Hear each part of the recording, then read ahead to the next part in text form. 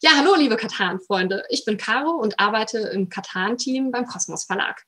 Dieses Jahr feiern wir das 25-jährige Jubiläum von Katan.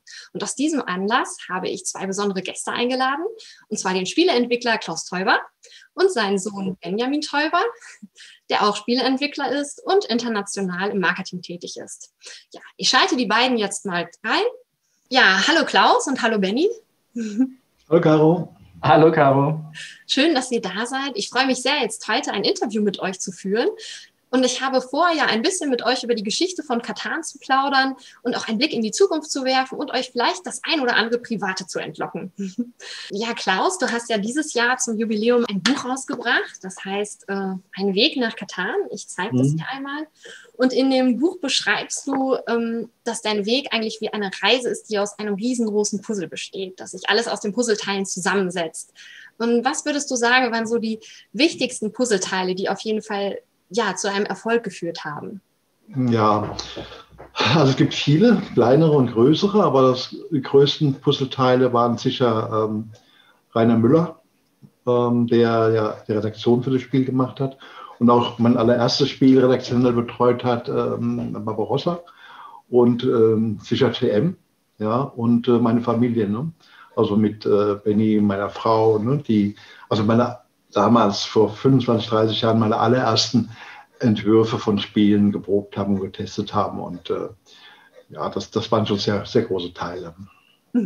Ich weiß, bis es überhaupt zu diesem Erfolg kam vor 25 Jahren, war es ja gar nicht immer alles so einfach.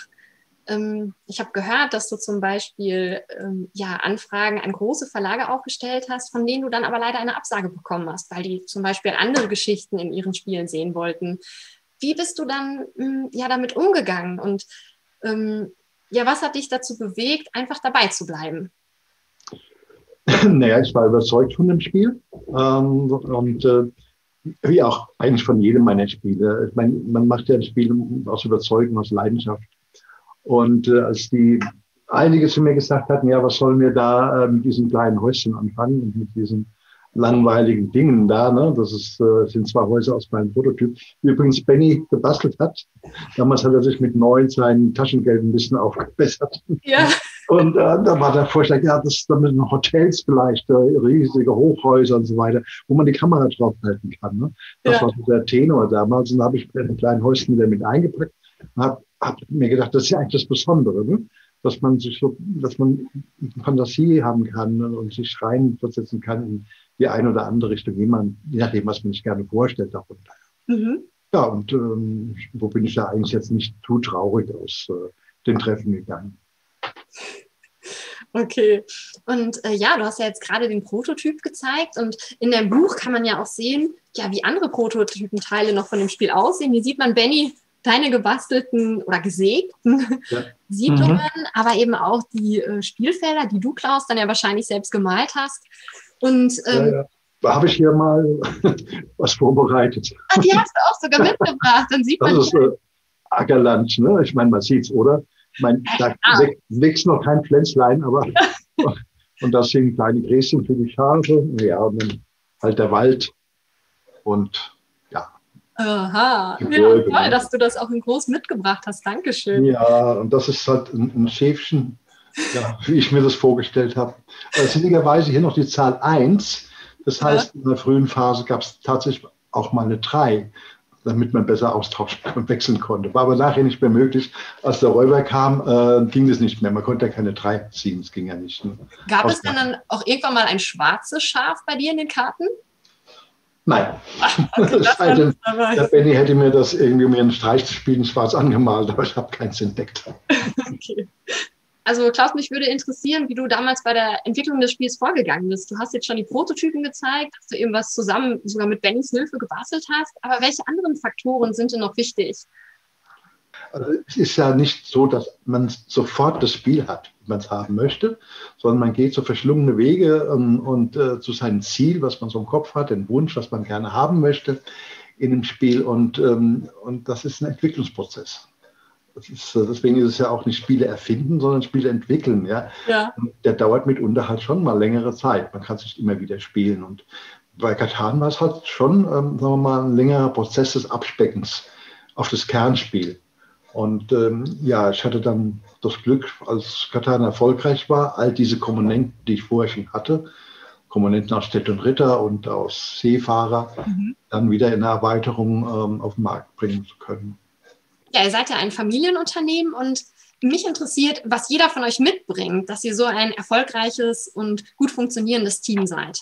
Vielleicht, Benni, kannst du was über Klaus sagen und Klaus, du etwas über Benni? Ich würde sagen, ohne Klaus wäre das Ganze ganz schwierig, hier überhaupt was zu haben, weil er ja letztendlich die allererste Idee zu Catan hatte und den Grundstein für alles gelegt hat. Und ich glaube, was es ausgemacht hat, dass Klaus da hinkommt, ist, dass er so ein hohes Maß an Kreativität hat und Fantasie besitzt. Und das gepaart mit ganz viel Leidenschaft und Geduld sind, glaube ich, so die Komponenten, die so eine wahnsinnige Schöpfung wie Catan halt irgendwie ermöglicht hatten. Dass wir überhaupt so gut miteinander, also dass wir sehr gut miteinander harmonieren, auch mit Guido, liegt halt daran, dass wir uns alle drei mit Respekt behandeln. Also dass wir aufeinander zugehen. Und das ist, denke ich mal, sehr, sehr wichtig. Ja. Und ich bin natürlich ungeheuer glücklich, dass sowohl Guido als auch Benni sich entschlossen haben, mit mir zusammenzuarbeiten. Beim Dentallabor, was ich früher geführt hatte, da haben wir beide gesagt, es wäre für uns nie in Frage gekommen. Ja. Und vor allen Dingen halt auch, sind beide auch sehr kreativ in ihren Bereichen. Und es ist immer wieder eine Freude, wenn ich mit den beiden zusammensitze und irgendwas ausklüngle oder das, wenn wir testen. Und das haben wir eine große Freude für mich. Ja, Benni, du bist ja jetzt später ins Unternehmen eingestiegen. Was würdest du sagen? Ist die Entwicklung heute anders als damals? Hat man vielleicht andere Mittel noch oder andere Tools, die man nutzt, um auf neue Ideen zu kommen und damit umzugehen? Ja, ich glaube, ich kann es halt teilweise natürlich nur so ein bisschen aus einer ganz frühen Erinnerung sagen. Und da hat Klaus halt immer gesagt, dass er der beste Kunde im Copyshop war. Und die sich wirklich so gefragt haben, was macht er denn eigentlich jedes Mal? Und hat er irgendwelche bunten Schnipsel, die er immer wieder herbringt und nochmal fotokopiert und so. Und auch natürlich sowas wie jetzt so kleine Häuschen, sägen, schleifen, anmalen. Da würdest du heute natürlich irgendwas, was vorhanden ist, nehmen. Ne? Aber vielleicht, ich weiß es nicht genau, ich finde das eine spannende Frage. Vielleicht war das auch dieser langsame Prozess, der das damals irgendwie auch ein Stück weit sich anders anfühlen lassen hat. Da war ich noch nicht, würde ich sagen, reif genug, selber in der Entwicklung so mitzuwirken. Da war ich ja dann 9, 10.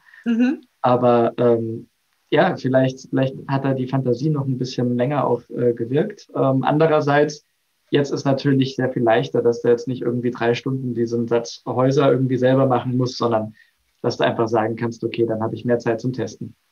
Ja, das ist wir haben ja hier noch ein Bild aus der Zeit, auch im Buch. Versuch's mal so hinzuhalten und dann sieht man hier, das ist der Benni damals, mit 8 oder 9 Jahren. Und damals hatte ich eine Catan-Version zu 5 gespielt. Und Guido ist übrigens dahinter, rechts von Benni. Und dann noch Schwager und Schwägerin. Aber man sieht, also Benni war von Anfang an mit dabei, schon bei den Tests der Prototypen. Und wie ist es denn? Heute testet ihr natürlich nach wie vor, aber jetzt durch die Pandemie war das ja sicherlich etwas schwierig. Zumal ja noch hinzukommt, dass Guido, der auch bei euch mitarbeitet, das ist ja dein Sohn Klaus, in Amerika wohnt. Wie habt ihr da jetzt das Testspielen gemacht? Also als es extrem schöner Sommer war, haben wir uns auch draußen im Garten zusammengesetzt und haben da ein bisschen getestet. Wir sind dann aber auch über Zoom-Calls ein bisschen zum Testen gekommen. Und bei manchen Prototypen habe ich auch bei CorelDRAW, was wir benutzen, um die Dateien zu erstellen, einfach das Material so zusammengeschoben. Also ein bisschen wie Tabletopia, nur eben im Grafikprogramm. Und zuletzt hatten wir dann auch mit guter Unterstützung vom Kosmos Redaktionsteam manchmal die Kamera einfach auf ein Spielbrett nochmal gerichtet und so gespielt. Also so kreativ in Hinsicht darauf, wie wir testen, waren wir noch nie wie dieses Jahr. Ja, wie bekommt ihr denn eigentlich so neue Ideen? Beobachtet ihr aktuelle Trends? Ja, es gibt ja jetzt zum Beispiel gerade die kooperative Spielewelle oder auch die Legacy-Spielewelle. Ja, beobachtet ihr das und überlegt ihr dann da auch wirklich ja, mitzuschwimmen oder wie geht ihr da vor? Es ist eigentlich so, dass ich wünschte, ich hätte noch ein bisschen mehr Zeit, um die neuen Spiele des Jahrgangs immer kennenzulernen. Es gibt ja so viele hervorragende Spiele und jetzt gerade Corona hat es natürlich schwer gemacht, so Spielewochenenden, da sind wir ein paar übers Jahr verteilt, um auch mal die Neuheiten kennenzulernen. Das kommt ein bisschen zu kurz, das ist wirklich schade, aber ab und zu mal hier jetzt so in Frankfurt geht's. Aber selbst wenn es jetzt möglich wäre, glaube ich, sollte man sich nie nach so einem Trend unbedingt jetzt richten. Mhm. Aber was wahrscheinlicher ist natürlich, wenn du dann oft Spiele dann in die Richtung spielst, dass du vielleicht selber auf einmal denkst, das und das miteinander kombiniert, das ist ja letztendlich ein Stück weit Kreativität, auch die Ideen miteinander zu verknüpfen, könnte Spaß machen. Und klar ist man dann irgendwie auch oft ein Stück weit davon beeinflusst, was man gerade spielt und was da irgendwie ist. Ne? Ich denke nur, so ein beabsichtigtes auf der Melle mitschwimmen geht meistens wahrscheinlich nicht gut. Ja, ich meine, das habe ich mein ganzes Leben nicht gemacht. Ich habe eigentlich immer Spiele für mich und für meine Familie gemacht, was meiner Frau gefallen hat. Das fand ich dann irgendwie ja schön, dass sie gerne mitgespielt hat. Aber in der Tat hat uns schon gereizt, mal ein kooperatives, also ein rein kooperatives Katan zu entwickeln. Ich meine, Katan hat ja kooperative Elemente, man muss zusammenarbeiten und so weiter. Und wir haben auch 3 Jahre, natürlich nicht ständig, aber wir haben 3 Jahre lang an einer kooperativen Idee gearbeitet und es kam auch wirklich ein recht gutes Spiel raus, aber es war nicht mehr Katan. Und wenn jemand gerne Katan spielt und dann plötzlich so ein Spiel bekommt und auspackt und feststellt, naja, irgendwie es hat schon Anmutungen an Katan, aber es ist nicht mehr vom Spielgefühl her Katan, dann ergibt es keinen Sinn. Und deswegen haben wir es eingepackt und in den Keller geschickt. Und da ruht es jetzt in Frieden. Oh. Und ja, du sagst jetzt gerade, es war nicht wie Katan, deswegen bringt es auch nicht raus. Aber was bedeutet es genau? Also was bringt Millionen Menschen auf der ganzen Welt dazu, Katan schon seit 25 Jahren zu spielen? Also ich meine, man kann jetzt viele Dinge aufführen, was Katan ausmacht. Ja. Aber letztlich ist es so, dass man erntet, handelt, baut. Und das ist was ganz Intuitives, was die Menschen schon seit Hunderttausenden von Jahren machen und gemacht haben. Und das irgendwie, glaube ich, berührt schon so, sagen wir mal, das Herz. Und das ist so intuitiv, dass man auch die Regeln nicht so schnell wieder vergisst. Klar, es ist variabel und es ist friedlich und wird aufgebaut, nichts zerstört. Das sind all diese anderen Dinge. Ne? Und klar ist auch Würfelglück dabei, aber über die soziale Komponente, dass man also beispielsweise ein bisschen stänkert, man sagt, man hat jetzt die ganze Zeit keine Rohstoffe bekommen, ja, kann man den Räuber schon mal ein bisschen dirigieren zu jemand anderem oder ja, also es gibt viele Dinge, die man sozusagen in der Kommunikation zu seinen Gunsten richten kann. Benni, du bist ja jetzt schon seit 2010 im Unternehmen und ich weiß, dass du ursprünglich eigentlich auch andere Dinge getan hattest und Pläne hattest. Was hat dich denn dazu bewegt, dann doch in das Unternehmen deines Vaters einzutreten? Also einer der Gründe, warum ich tatsächlich irgendwann, also ich habe ja Psychologie studiert und dann habe ich Management studiert und war dann auch irgendwie mal kurz in der Unternehmensberatung und habe woanders gearbeitet, in einer Softwarefirma, irgendwie Marketing. Und einer der Gründe, warum ich dann aber auch irgendwann tatsächlich ins Familienunternehmen eingestiegen war, ist, weil ich dann auf einmal gemerkt habe, dass die Werte von Katan oder die Werte, die in dem Spiel drinstecken, in der Philosophie der Marke drinstecken, wirklich neben dem Frieden halt wirklich sehr vielschichtig ist. Also Frieden ist vielleicht so, was man als Metathema dann sagen kann, aber auch der Weg dahin, also kooperativ spielen, handeln miteinander, kommunizieren miteinander. Es gibt natürlich Konflikte, wie in jeder Lebenssituation, aber die Lösung muss quasi gewaltfrei geschehen, zumindest auf dem Spielbrett. Was die Leute außerhalb des Spielbretts machen, haben wir auch schon Storys gehört zu, aber es sollte auf jeden Fall friedlich eben ablaufen. Und dieses Miteinander und eben auch dieses Miteinander aneinander wachsen ist etwas, was ich an der Marke wirklich sehr schön fand und auch einer der Gründe, warum ich dann gesagt habe, das wird mich sehr reizen, helfen, diese Marke weiter mit aufzubauen. In all den Jahren hat sich um euch eine große Fangemeinschaft entwickelt.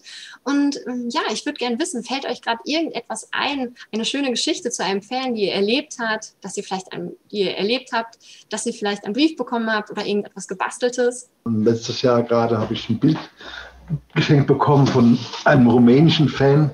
Und er hat wirklich auf Leinwand das Motiv nachgezeichnet. Und das Witzige ist, dass ich mich hier tatsächlich erkannt habe. Ach, das zeigt mal näher in die Kamera. Ja, auch wenn er mir mehr Haare da oben auf die Glatze gemalt hat, als ich wirklich habe. Aber ich glaube, er ist das. Rechts könnte der Guido sein, oder? Ja, nee. Ich glaube, er hat sich selbst verewigt. Ja, also solche Dinge, das rührt natürlich und kommt dann auch einen Ehrenplatz. Ja.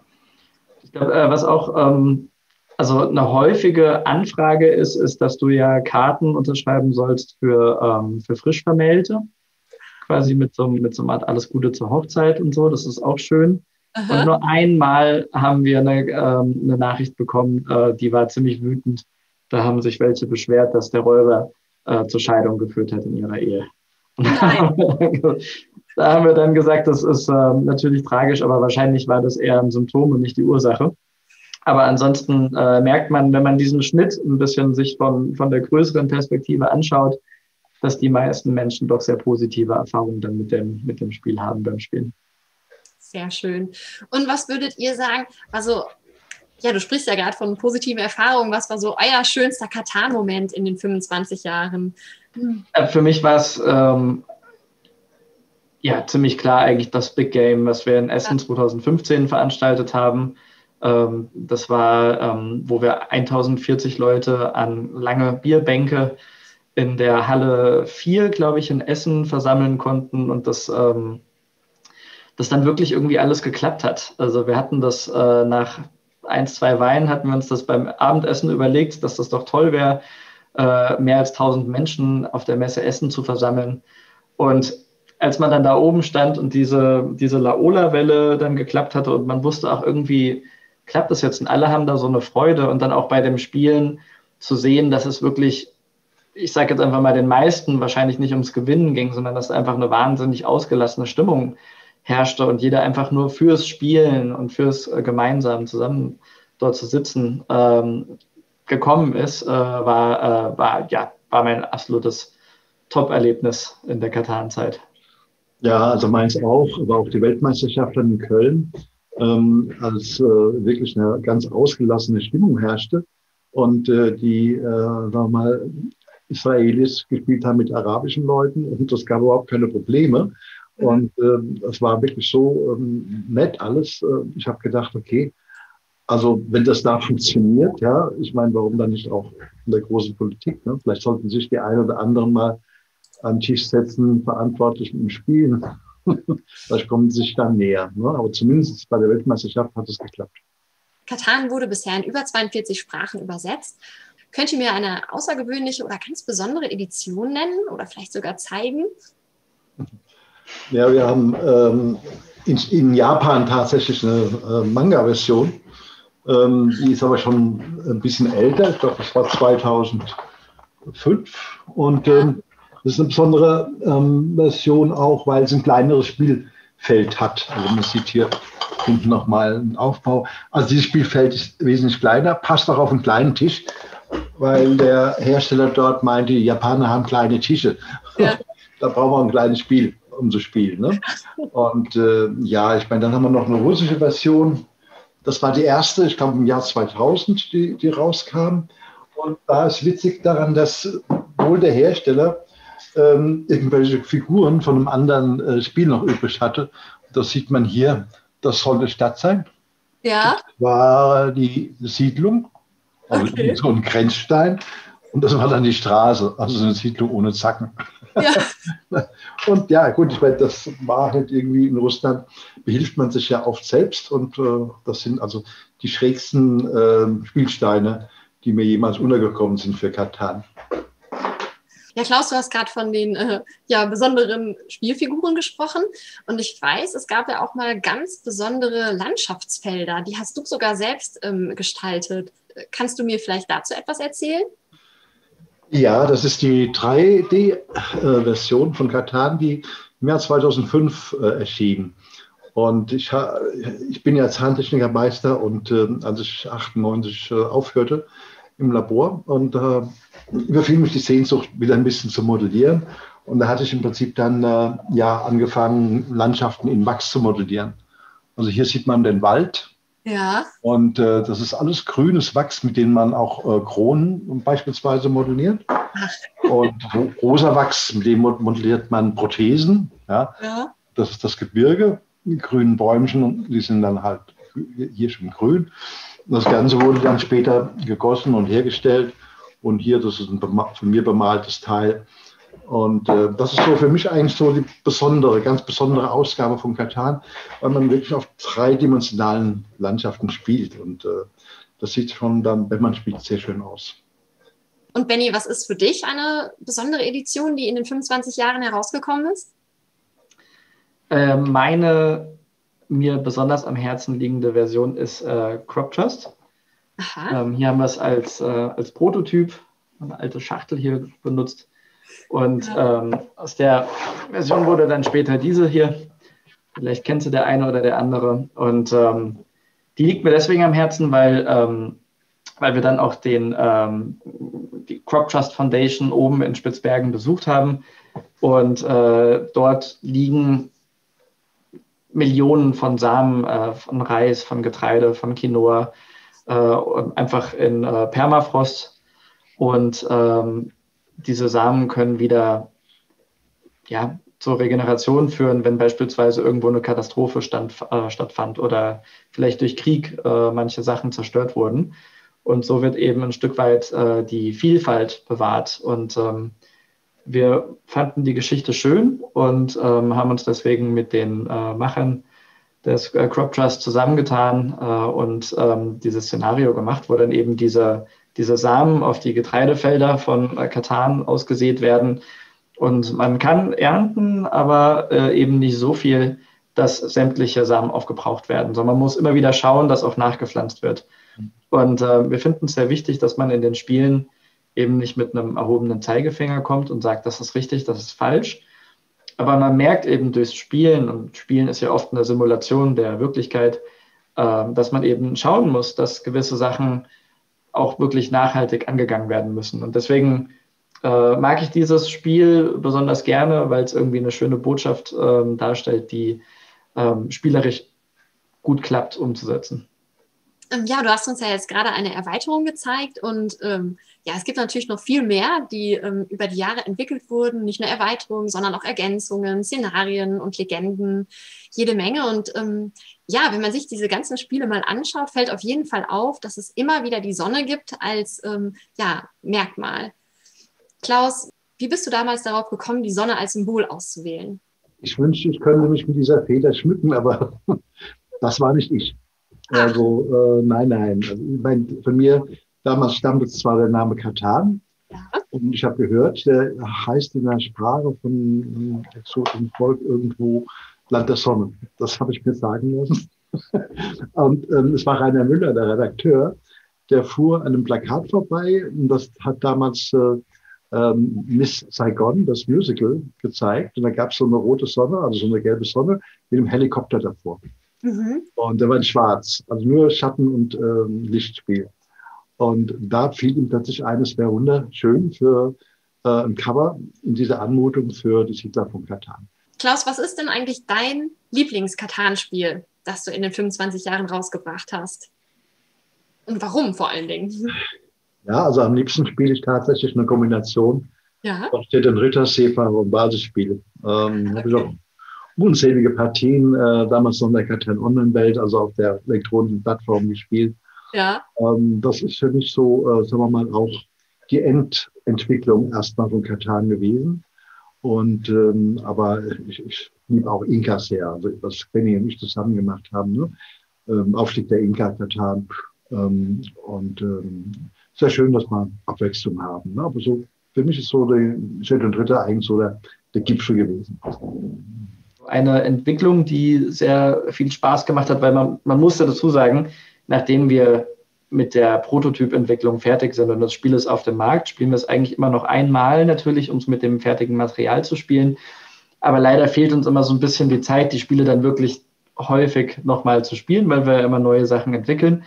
Aber die eine Entwicklung, die mir wirklich hängen geblieben ist, ist die Legende der Eroberer. Das ist die Erweiterung zur Städte- und Ritter-Erweiterung. Und ich spiele sehr gerne auch tiefere, komplexere Spiele. Und da muss ich wirklich sagen, es ist ja semi-kooperativ.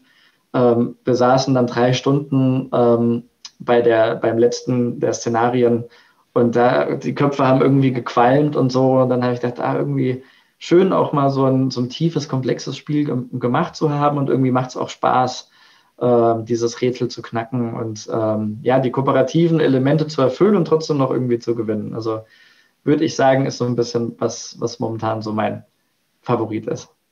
Ja, ihr spielt ja auch gerne in der Familie zusammen. Wer gewinnt denn dann bei euch am häufigsten? Gibt es da einen? Ja, es ist eine lange Tradition eigentlich, dass Benny, ich würde mal sagen, 80% der Spiele gewinnt, Katan-Spiele. Also er ist da einfach fitter als ich. Man muss dazu sagen, also Klaus hat immer gesagt, naja, ich gewinne halt nicht, weil wenn du dann die Spiele entwickelst parallel, dann denkst du immer, macht das Spaß, ist hier noch was unrund und so. Und das war immer so unser kleines Teasing. Dann habe ich einfach gemeint, naja, ich bin halt da einfach ein bisschen mehr auf Zack, ne? Ja. Aber jetzt muss ich tatsächlich sagen, seitdem wir die Spiele zusammen auch entwickeln, ist es schon so, dass man während des Spieletests schon auch drüber nachdenkt, sind die Leute gerade dabei? Guckt da jemand auf sein Handy? Macht das Sinn? Muss man hier vielleicht nochmal feilen? Müssen wir da ran? Und du konzentrierst dich dann natürlich ein Stück weit weniger darauf, ganz, ganz optimal zu spielen, sondern schaust immer so ein bisschen nach den Ecken und Kanten. Und da passieren dir mehr Fehler. Und da muss ich auch sagen, jetzt habe ich nicht mehr das Gefühl, dass ich 90% der Spiele gewinne oder 80, sondern eher auch mal ein paar Siege abgebe. Aber das ist dann auch in Ordnung. Deswegen habe ich jetzt Klaus in der Retrospektive recht geben müssen, dass das anscheinend so ist als Entwickler. Okay. Ja, schön. Ja, es gibt ja auch viele verschiedene Charaktere in der Catan-Welt. Also, ja, wir haben ja zum Beispiel den Bauern, den Schäfer. Ja, welchen Charakter würdet ihr dann gerne mal einnehmen? Ich glaube, mir würde der Bauer, der ist mir am sympathischsten. Also, wenn ich noch mal irgendwann das Licht der Welt neu erblicken sollte, warum nicht mal Bauer werden, ne? Ich meine, Steinhauer und Erzhammer ist mir einfach zu anstrengend. Okay. Und, der Bauer ist auch nicht unanstrengend. Ja, Benny, wie wäre es mit dir, mit Händler, oder? Weil das würde dir das liegen?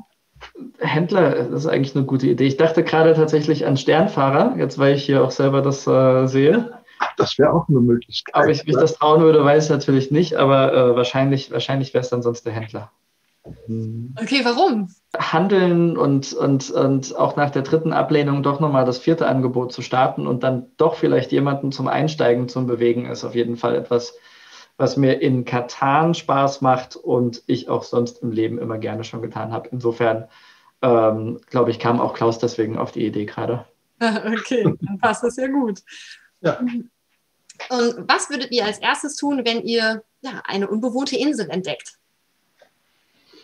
Tja, ich will erstmal Ausschau halten, wo Nahrung ist.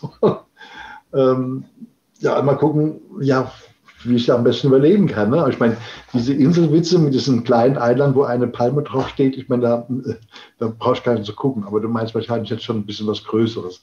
Also das Erste wäre erkunden, ganz klar. Ja. Wahrscheinlich erstmal aus Stein in SOS-Form. Okay. Nee, ich glaube, einen Unterschlupf halt irgendwie bauen und Frischwasser suchen. Erkunden ist natürlich auch immer mit Risiko verbunden. Auch da kommen jetzt die ganzen Filme wieder einen in den Kopf. Sehr spannend, habe ich mir noch nie drüber Gedanken gemacht. Aber ich glaube, erstmal die Grundbedürfnisse zu befriedigen. Nahrung, Trinken, Schutz, das wären wahrscheinlich die Grundbedürfnisse. Seid ihr denn sonst noch gerne Urlauber, die auf Inseln reisen? Oder wo zieht es euch hin, wenn ihr mal Freizeit habt?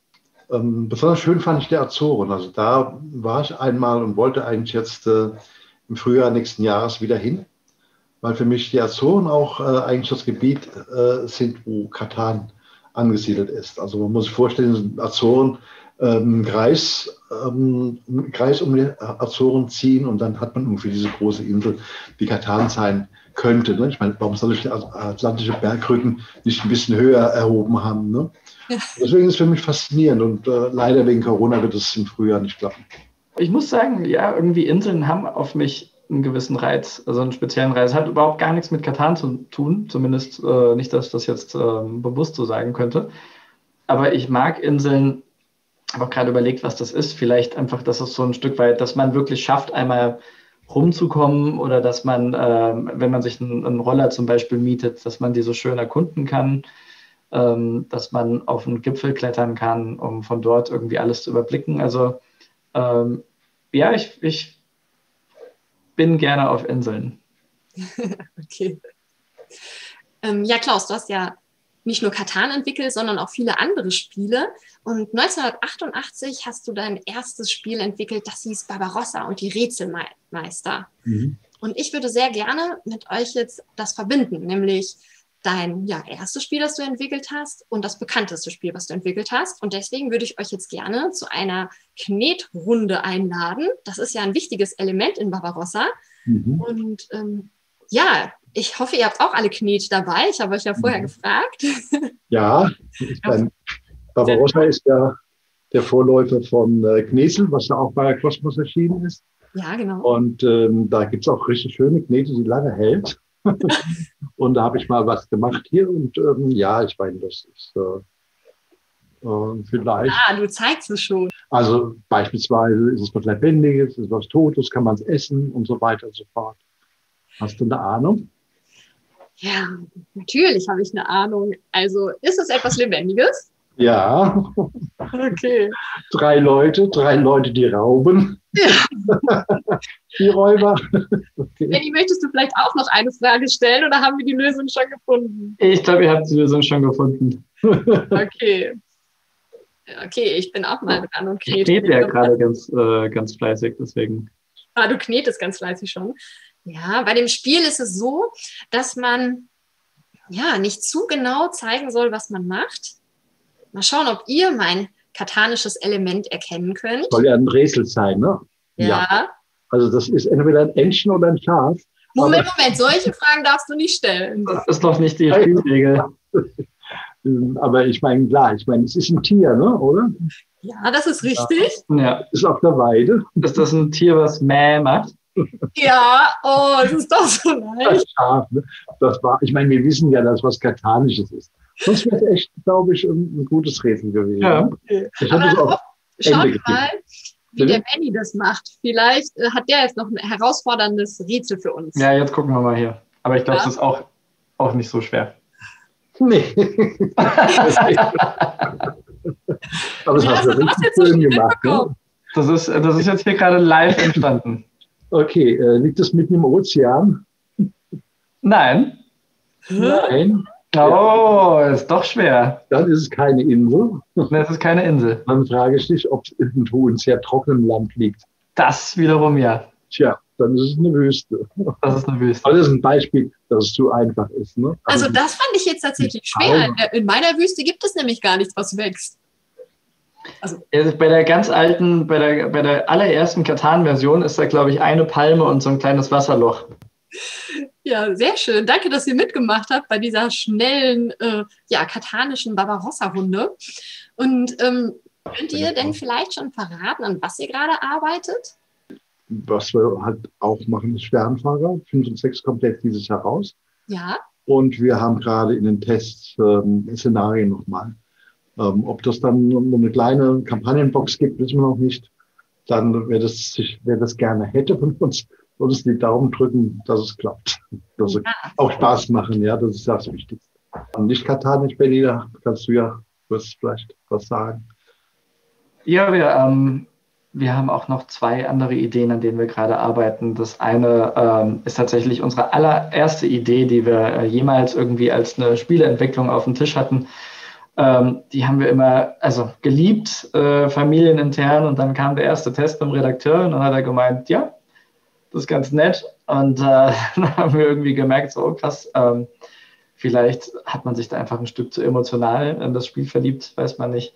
Und seitdem kommt und geht dieses Spiel immer wieder in die Versenkung und wieder raus. Und momentan ist es wieder raus aus der Versenkung.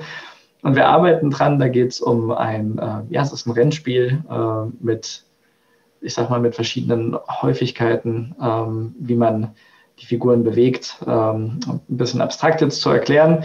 Und das zweite ist eine Art Wortratespiel. Da stehen wir aber noch ganz am Anfang, ist aber auch eine sehr spannende Entwicklung gerade. Ja, habt ihr denn einen Katan-Traum, den ihr in Zukunft noch umsetzen wollt? Gibt es da irgendetwas? Ich arbeite da gerade an etwas, von dem ich leider nichts sagen kann. Oh. Aber schon so eine Art Traum, ja. Okay. Also es gibt einen Traum, an dem wir jetzt wirklich schon Jahre und Jahre arbeiten und ich drücke ganz fest die Daumen, dass er dann jetzt möglichst bald wahr wird. Das ist Catan World Explorers. Man stellt sich so ein bisschen vor, Pokémon Go, das ist auch mit der gleichen Firma programmiert, basierend auf der Niantic Real-World-Plattform. Und in Catan World Explorers, so viel kann ich schon sagen, läuft man eben auch durch die richtige Welt und sieht dann eben virtuell Ressourcen, die sammelt man, man handelt, man baut und da freue ich mich schon sehr drauf, wenn das dann wirklich spielbar wird. Ich bedanke mich ganz herzlich, dass ihr mir hier Rede und Antwort gestanden habt. Ich denke, unsere Zuschauer haben auch sehr viel erfahren, nicht nur über die Geschichte, sondern auch, was ihr in Zukunft plant und ja, wie ihr so seid. Ich finde, wir haben schon einen guten Eindruck von euch bekommen. Vielen Dank dafür. Und ja, für die Zukunft wünsche ich euch natürlich alles Gute und vor allen Dingen, dass wir uns ganz bald wiedersehen bei irgendeinem Live-Event. Ja, das hoffen wir auch. Das hoffen wir auch, ja. Ja, vielen Dank, liebe Caro. Und dann sage ich dir mal Tschüss. Ja, vielen Dank. Ja, tschüss Klaus und tschüss Benny.